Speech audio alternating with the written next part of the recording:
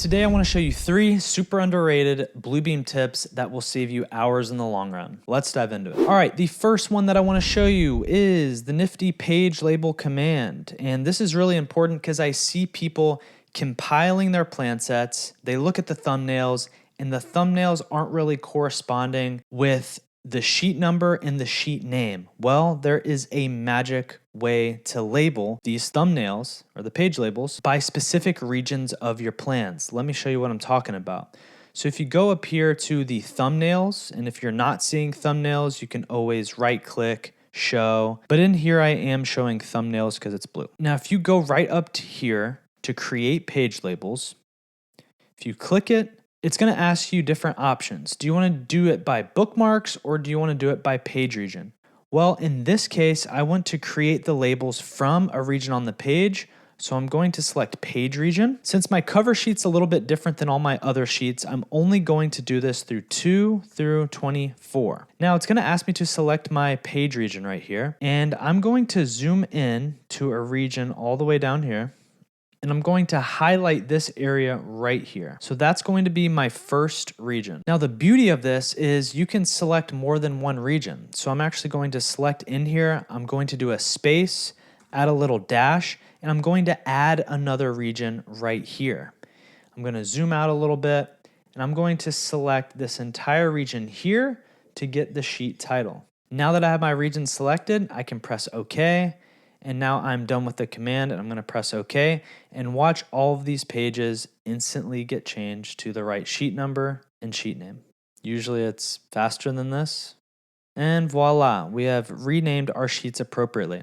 I've seen other people literally rename all the sheets in File Explorer, and that just takes a really long time. This is a simple way to do it. The second thing that I want to show is compare documents. So here I have a 70% plan and a 90% plan, and I want to know what has changed on this sheet.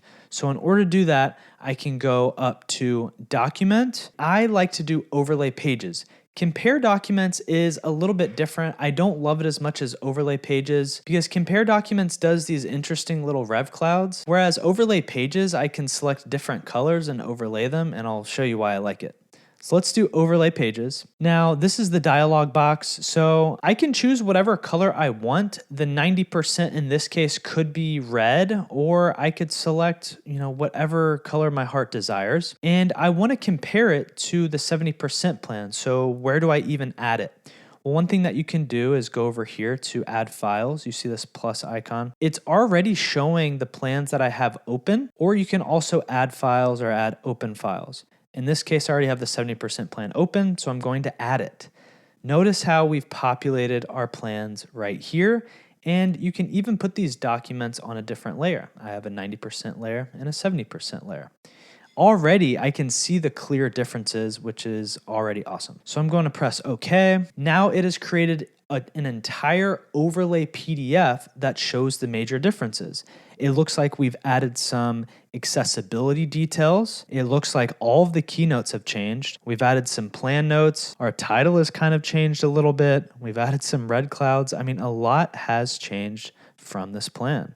And if you zoom in, you can see exactly what has changed. So from the 70% to the 90%, we've removed some parking, we've removed some arrows, we've added light poles. This is one of my favorite features in Bluebeam because more often than not, plans are changing. So use the overlay feature.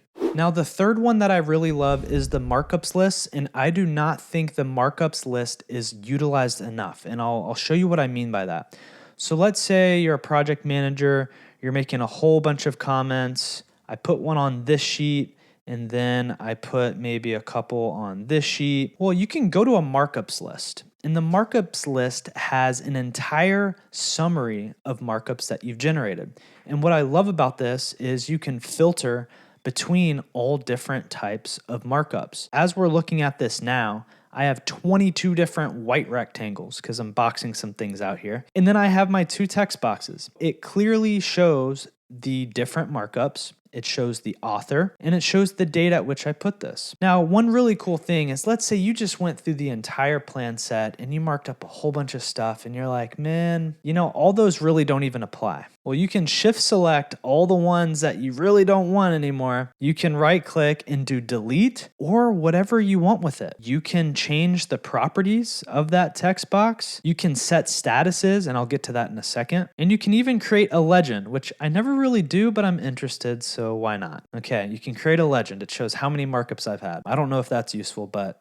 you can do it. So again, this is perfect if you've made a million markups and you're like, crap, I didn't want these to be red. I actually wanted all these to be green. Well, you can shift select all of them and change the color to green. Let me show you that again because I actually just changed the color of the leader, so I can change the font color too. Let's go ahead and do that. And now all of them have changed. Now, I think another thing that people overlook and don't use enough is a system of QA/QC. You can use the markups list to do statuses. So let's say the PM provides a certain direction here that says, fix this.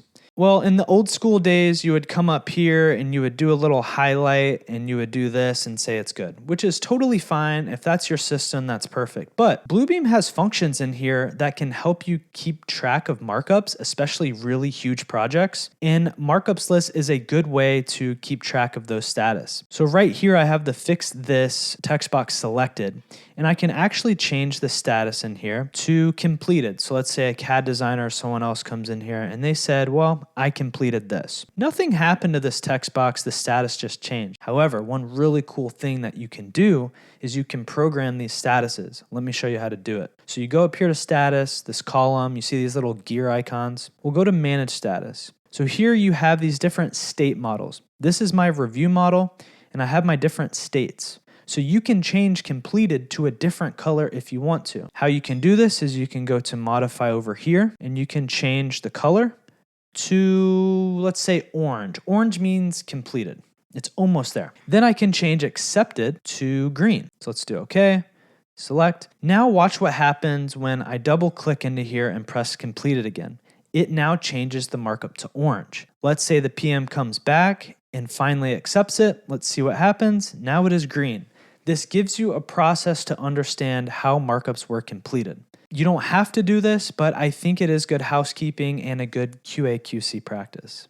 Now, a few bonus tips for the markup list is you can export the summary. So let's say if you make a million markups, you can export as a CSV, a PDF, a print summary, which is great. You can see when someone did the comments, when someone addressed them. And you know, these are good learning lessons because there's always a time when you come back to a certain markup or a certain direction and say, wait, why did I do this? Why did I accept this? Well, here you have it. Well, that's all I have for today, guys. I think those are 3 underutilized tools in Bluebeam. I hope this was helpful to you. Start incorporating them into your workflow, and I think you will save hours. If you have any questions, feel free to reach out to me via email or comment below. I'm happy to hear from you. That's all I have for today. I will see you in the next video. Peace out.